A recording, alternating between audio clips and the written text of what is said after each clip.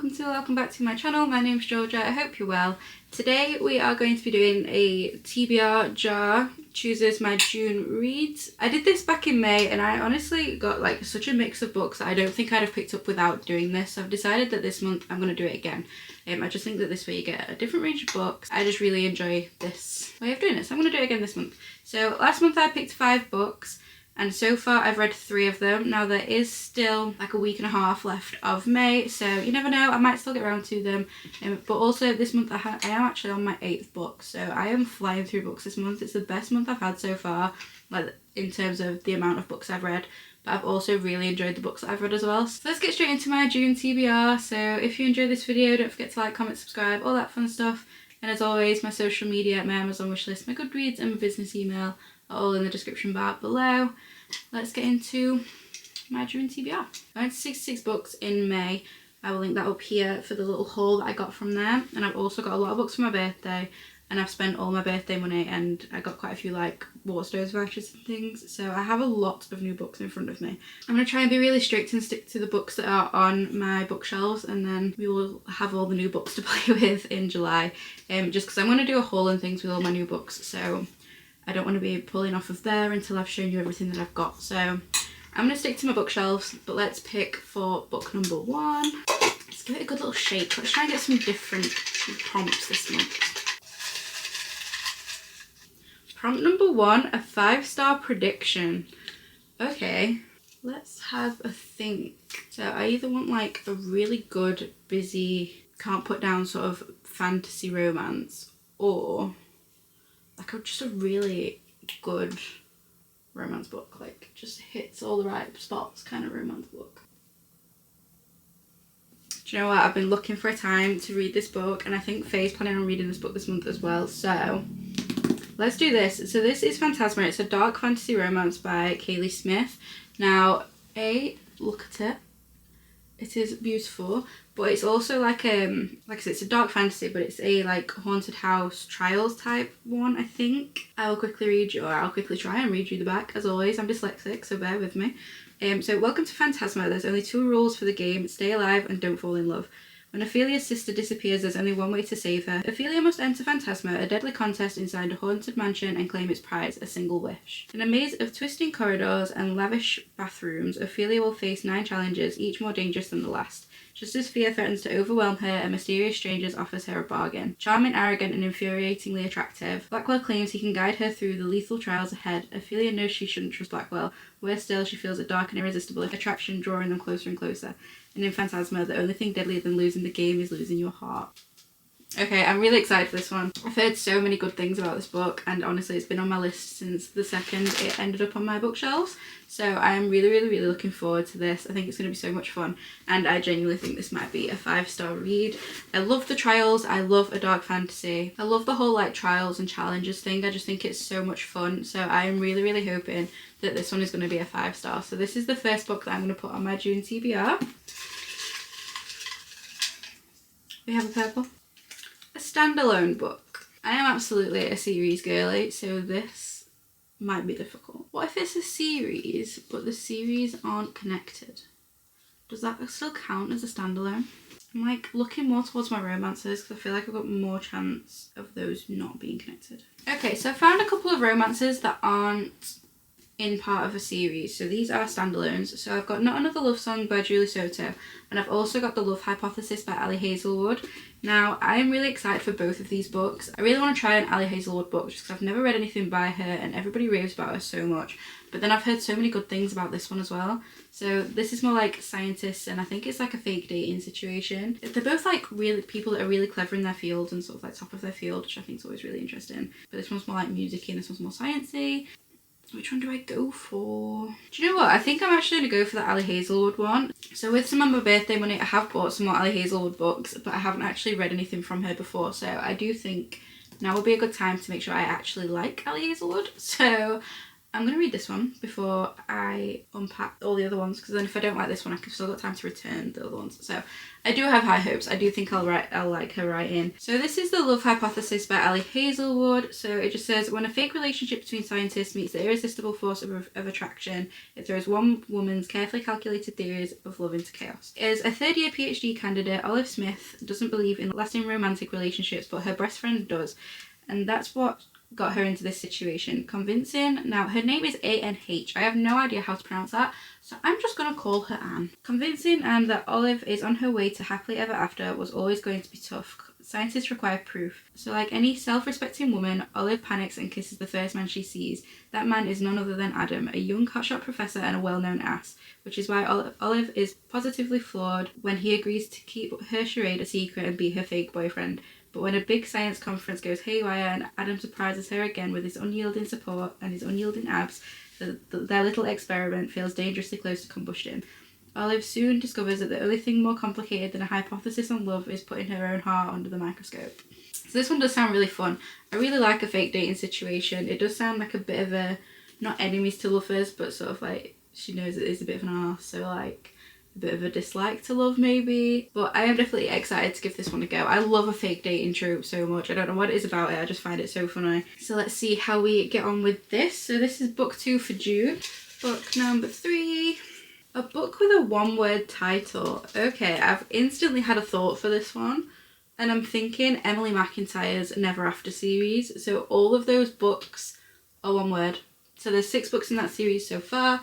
There's Hooked, Scarred, Wretched, Twisted, Crossed and Hexed. And I haven't read any of them yet, but they have been on my list for ages. I've had them for over a year at this point and I've still not read them. And I think I'm just gonna go for the first one. So let's just read Hooked. Let's just go for it. That's going to be the quickest sort of turnaround ever. We're reading Hooked. So this is Hooked by Emily McIntyre. So it's the Never After novel series thing. So these are all sort of like fairy tale or Disney retellings, but in like a dark romance style. I'll read you the back. He wants revenge, but he wants her more. James has always had an agenda, destroy his enemy, Peter Michaels. When Peter's 21-year-old daughter Wendy shows up in James's bar, he sees his way in. Seduce the girl and use her for his revenge. It's the perfect plan until things in James's organisation begin to crumble. Suddenly he has to find the traitor in his midst. His plan for revenge gets murkier as James starts to see Wendy as more than just a pawn in his game. Wendy has been locked away most of her life by her cold, wealthy father, but a spontaneous night out with her friends turns into an intense and addictive love affair with the dark and brooding James. As much as she knows James is dangerous, Wendy can't seem to shake her desire for him. But as their relationship grows more heated and she learns more about the world he moves in, she finds herself unsure if she's falling for the man known as James or the monster known as Hook. So I think this is like a Captain Hook sort of retelling. I'm really looking forward to this one. I do like a dark romance, so I'm definitely looking forward to this. I do think I tried this on audio a very long time ago, but the voice actors in it were like just not getting on with me and I just couldn't push through with it at all. So I don't think I even got further than like the first full chapter, if I'm totally honest with you. But I'm absolutely looking forward to this one. I think this is going to be a very fun little read for June. So this is going to be the 3rd book that I put on my TBR for this month. Book number 4. One jumped out, so I feel like that's a sign. A book with pink on the cover. I have a lot of pink books, so let's have a nosy. I've read that one. There's no more pink on that one. I don't want to start another, what are these called? Country romance right now because I've already got 2 of those on the go. I've got some Emily Henry ones. So Happy Place was on my TBR for May and I might still get to that yet, who knows. But I've got Funny Story that also has pink on the cover. I don't think I've got any like fantasy books that I really want to read that are pink at the moment, so maybe we'll go for this one. I haven't read anything by Emily Henry yet. Like I said, Happy Place is on my TBR for May and I've still got time, so I still might end up reading that yet, so maybe this one. This is Funny Story by Emily Henry. I am going to read this one this month, I think. So it just says, Daphne always loved the way Peter told their story. That's until it became the prologue to his actual love story with his childhood bestie Petra, which is how Daphne ends up rooming with her total opposite and the only person who could possibly understand her predicament, Petra's ex Miles. As expected, it's not a match made in heaven. That is until one night while tossing back tequilas they form a plan, and it involves posting deliberately misleading photos of their adventures together. Well, who could blame them? Oh, it was all for show, of course. There's no way Daphne would start her new chapter by falling in love with her ex-fiance's new fiance's ex. It's another fake dating one, so I've actually got 2 fake dating books this month, which is quite funny. So this could be a good one to read this month. I do like a fake dating trope, like I said, so this one definitely sounds like some fun. So by the sounds of it, Daphne's partner ends up dating his childhood best friend, so Petra, and then Petra's boyfriend then ends up meeting Daphne, and it sounds like a bit of a let's pretend we're also dating just to see if we can piss them off sort of situation. So this one could be really fun. It's also just giving me summer vibes, so I do feel like this is a good choice for June, but this definitely sounds like a bit of fun, so I think this will be really lovely to read in June. So this is going to be book number 4 for this month. Let's pick our final book, book number 5. Okay, I've just pulled a book with the fake dating trope. Now I already have 2 of those, so I'm gonna cheat. It's going back in, I'm sorry. I already have 2 this month and I don't want to overdo it with like one particular trope, so I'm gonna go for another one. A book by an author I've never read before. I mean, I am already reading 4 new authors. Let's just pick one anyway. This kind of gives me a bit of free reign because a lot of my books are books by authors I've never read, so this really does give me a book at like a month of new authors. So what shall we go for? So I could go for like Penn Cole, I could go for Melissa Rorick, Amber Nicole, Tahira Maffei. I've not read from any of these yet. Options, options, options. I think I'm gonna go for this one. This is one that I feel like I've been waiting to read for a while, so I'm thinking maybe this one. And then I also do feel like I'm only starting 1 new series this month. This feels like a good choice. Let's do this. So this is Lady of Darkness by Melissa K. Rorick. Now this is another fantasy romancy one. I have heard so many good things about this book and this series in general and this author. So yeah, so she's also got the Legacy series, but I've been told to read this one before I read the Legacy series, and I really want to read that. So let's read this one.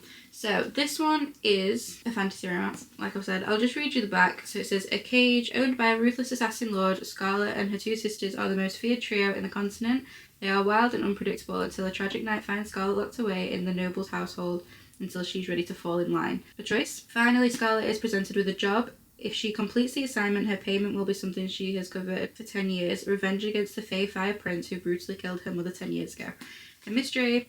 But when children begin disappearing from her home, all her plans are put on hold as she races to save them. With the help of an old friend, a jilted lover and a mysterious newcomer who claims the magic of the Fae is possible in mortal lands, Scarlet delves into the darkest corners of the world. Forgotten secrets come to light and she discovers the darkness extends far beyond her own kingdom. Very intriguing, so I'm looking forward to this one. Also, it's just a stunning book. So I am very much looking forward to this one as well. So I've heard a lot of good things about her writing. Apparently it's like really easy to follow, but very sort of like grabbing as well. Is it geography? I promise I'm not gonna read any words other than the names at the top of the chapters. They all say Scarlet.